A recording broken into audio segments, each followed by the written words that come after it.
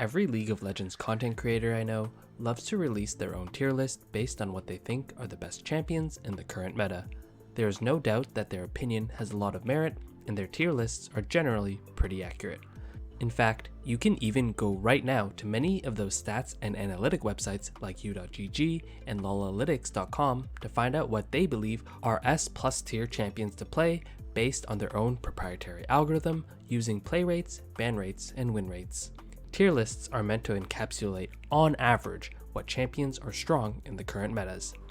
But that's the issue with League tier lists.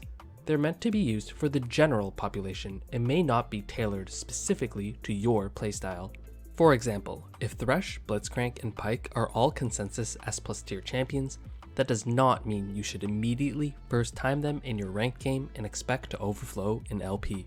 An S+ tier champion still requires practice and dedication to properly pilot their kit. Instead, when looking at a proposed tier list, I'd advise you to tackle them a little differently. Rather than blind picking from the top row and ignoring the dozens of champions in the lower tiers, consider selecting champions you actually have a fundamental understanding of. For example, if you think you have good lane positioning with strong auto-spacing mechanics, you can consider choosing champions like Ashe or Senna support. If you think you are a strong roaming type of support player, you can decide to choose champions like Pyke or Alistar. And if you enjoy late game scaling picks, you can go for more of an enchanter playstyle and choose champions like Sona or Soraka. Try to analyze actual reasons as to why certain champions are strong in the current meta, and perhaps pick a similar champion that can execute similar abilities but that you can actually play. My overall point is that you can create your own tier list based on the expertise and advice of higher elo players and figure out what's right individually for you. Tier lists are not set in stone, even if it's published by a high elo content creator like myself. In fact, I believe that League players should build their champion pool in an entirely different way.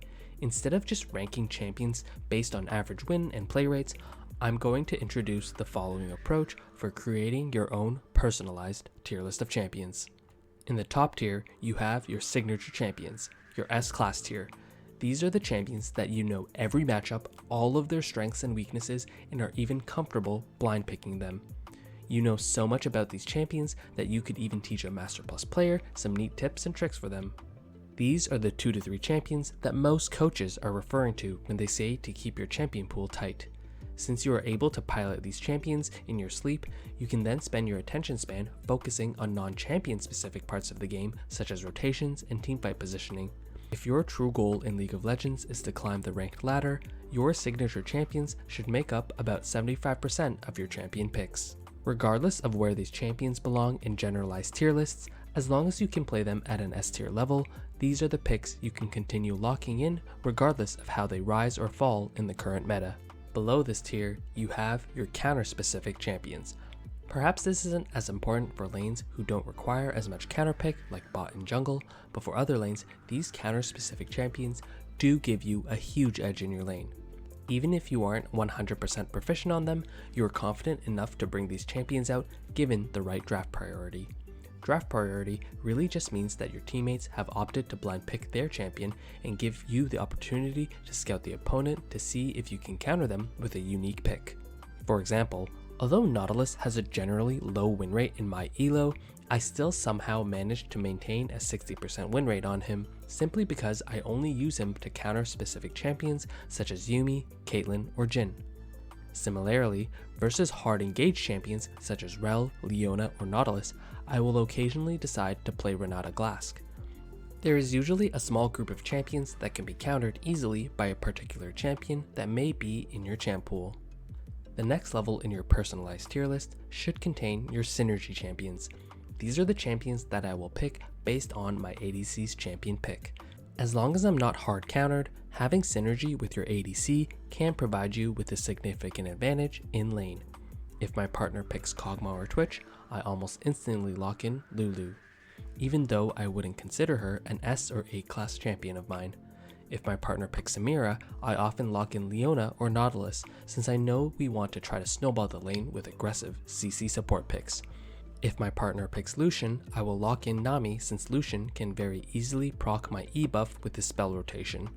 In my opinion, bot lane synergy isn't as important as lane counterpick, but there are some duo lanes that are absolutely broken and can propel you easily to victory. Lastly, we have the team-wide counterpicks. I rarely go this far down in my personalized tier list to pick a support champion, but occasionally there will be something in the draft that catches your eye, and you will have to bring out that super unique pocket pick you've been waiting to use. For example, if I'm against 4 melee champions, I will bring out my Taric pocket pick.